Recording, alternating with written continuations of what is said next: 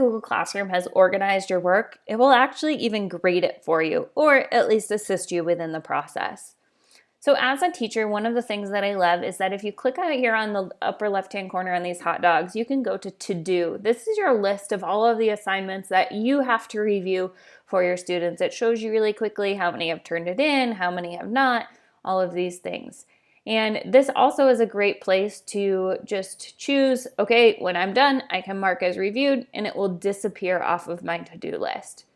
So this is a great starting point for where your work is and how to get started with it.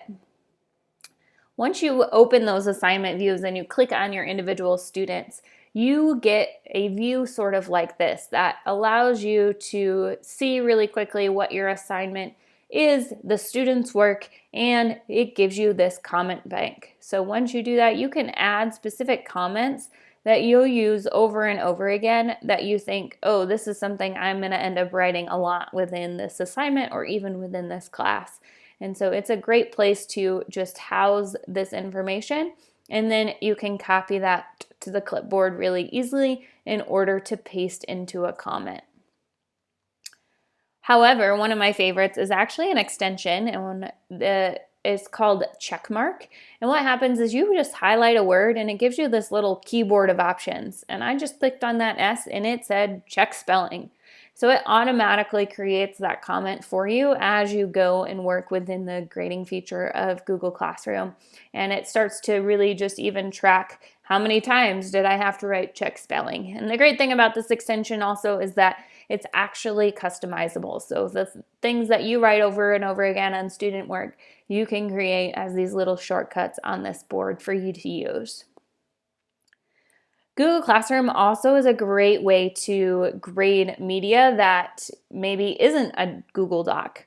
What you can do is you can click on this little comment button, and this will allow you to highlight an area to comment on. So you just highlight for the student, hey, I want you to look at this, and then type in your comment for them. And so even on videos and on documents like this one, you can give feedback in specific areas for your students to look at. When you are building a Google Form quiz, you can actually even put an answer key right within it. So for example, what is the capital of Michigan? I can create an answer key for this and select that it is Lansing and decide even, hey, I want to let you know if you got it incorrect. I think it's important for you to know that feedback.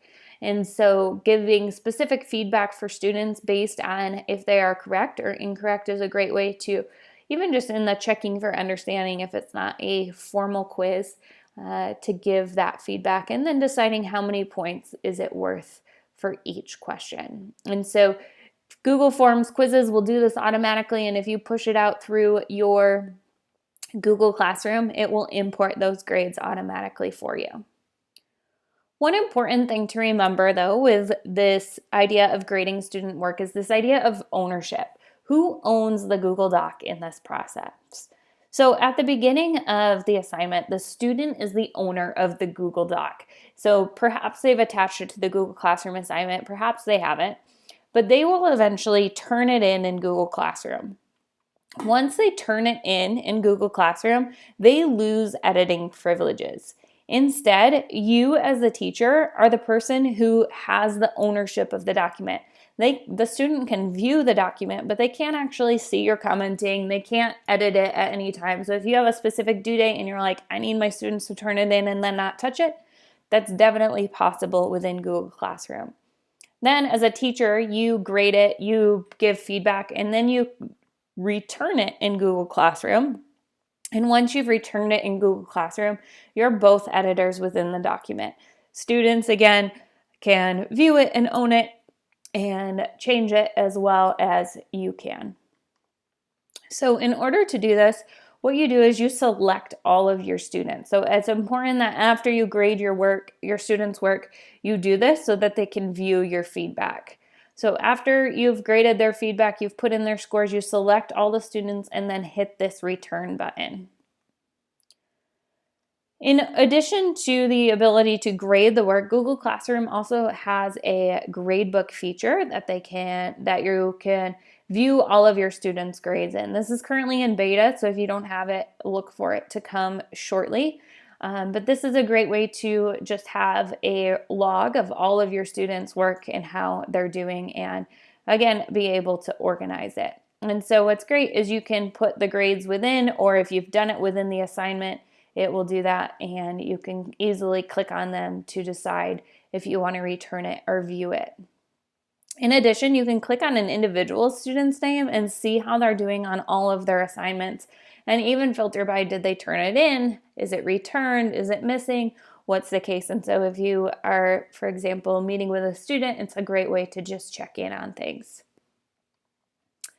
Another great thing about gradebooks is you can add different categories, just like we perhaps have in your student information system.